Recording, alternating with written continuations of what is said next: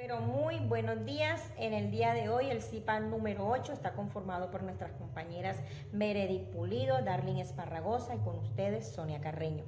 En el día de hoy les vamos a explicar sobre los proyectos de aula basado en el aprendizaje. Primero que todo les quiero explicar qué es un proyecto de aula. Pues un proyecto de aula ayuda a nuestros niños y niñas a adquirir mayor conocimiento. Con ustedes William Hare. William Hare usó el proyecto como una forma de enseñanza que se ubica en el marco del movimiento de la educación. Él fue uno de los primeros por el cual llevó un proyecto de aula y lo convirtió en un ensayo titulado El método de proyectos. A continuación, mi compañera les va a explicar cómo se hace un proyecto de aula y cuáles son los puntos claves para llegar hacia él. Buenos días, mi nombre es Meredith Pulido Oroco y pertenezco al CIPA número 8. Yo hoy le voy a explicar sobre las pautas que se debe tener en cuenta para desarrollar un proyecto. La primera es el análisis de la situación educativa. Es el primer paso del planteamiento sectorial, es realizar un análisis del sector educativo que consiste en realizar un diagnóstico profundo de las últimas tendencias y de la situación actual del sistema educativo. En este caso sería de la institución educativa a la cual se va a desarrollar dicho proyecto. El segundo paso es selección o definición del problema. Primero que debemos hacer es describir el tema o problema que el proyecto tendrá o buscará resolver. El tercer punto es definición del objetivo del proyecto. Debemos precisar de manera concisa el objetivo final del proyecto junto a la finalidad del mismo, especificando la forma en cómo se atenderá el problema. La cuarta, justificación del proyecto. También debemos elegir una actividad especial que motive a los participantes y los invite a dar los primeros pasos para ejecutar las actividades que resolverá el problema. Quinto, el análisis de la solución. Tenemos que establecer criterios claros con respecto a las competencias que desarrollarán los estudiantes, ya que las mismas permitirán medir el desempeño de los alumnos. Sexta, planificación de las acciones o cronograma de trabajo. De la misma manera, debemos delimitar mediante guías e instrucciones las reglas necesarias para llevar a cabo el desarrollo del proyecto.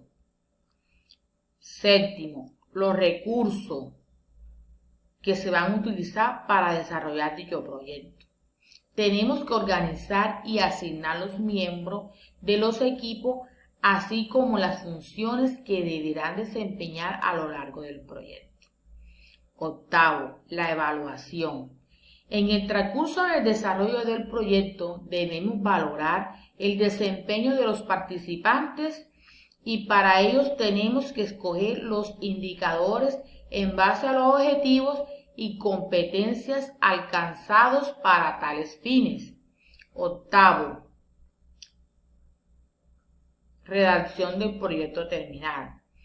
Vale la pena señalar que el aprendizaje por proyecto no solo se evalúa el producto final, sino también todo el producto de aprendizaje. Por lo tanto, se debe diseñar más de una rúbrica para medir los distintos momentos del proyecto.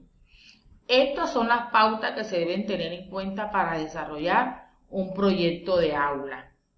Ahora les voy a hablar sobre los tipos de proyectos.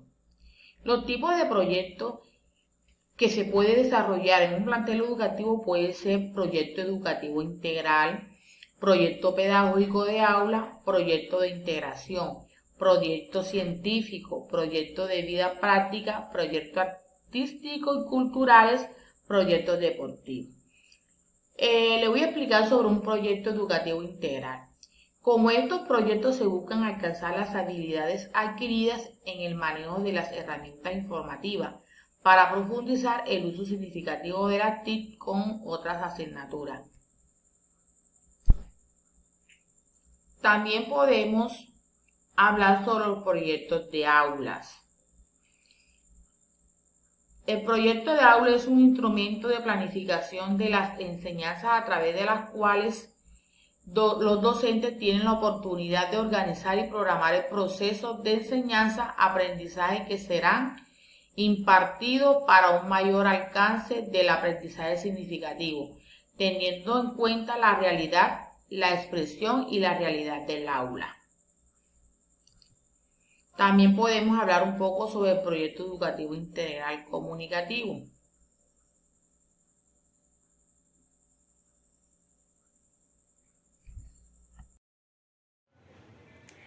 Hola a todos, un cordial saludo. Mi nombre es Darling Esparragosa Vives y en el día de hoy les estaré hablando de cuál es el rol del docente en la construcción de los proyectos de aula. Como bien sabemos, el docente debe ser un orientador, un guía o un facilitador de los procesos de enseñanza-aprendizaje. Debe brindarle las herramientas a los estudiantes para que él de manera autónoma construya sus conocimientos. También es importante que el docente siempre esté dispuesto a responder a las inquietudes que presenten los estudiantes y esas inquietudes debe responderla con absoluta pertinencia, teniendo en cuenta el grupo etario al cual se está dirigiendo para que pueda utilizar los términos y las palabras adecuadas de manera que todo el grupo pueda comprender la información que se le está transmitiendo o que se les está brindando. El docente también debe ser una persona observadora que analice todos los estudiantes para que pueda comprender sus diferencias y sus necesidades. También el docente debe tratar de que todo el grupo de trabajo participe en la construcción del proyecto de aula o de cualquier tipo de actividad que se desarrolle dentro del aula de clase. Entonces lo deben estar siempre motivando y esto lo puede hacer a través de preguntas sobre su vida cotidiana, sobre sus gustos o sobre sus intereses. Bueno, ahora pasaremos a el rol del estudiante.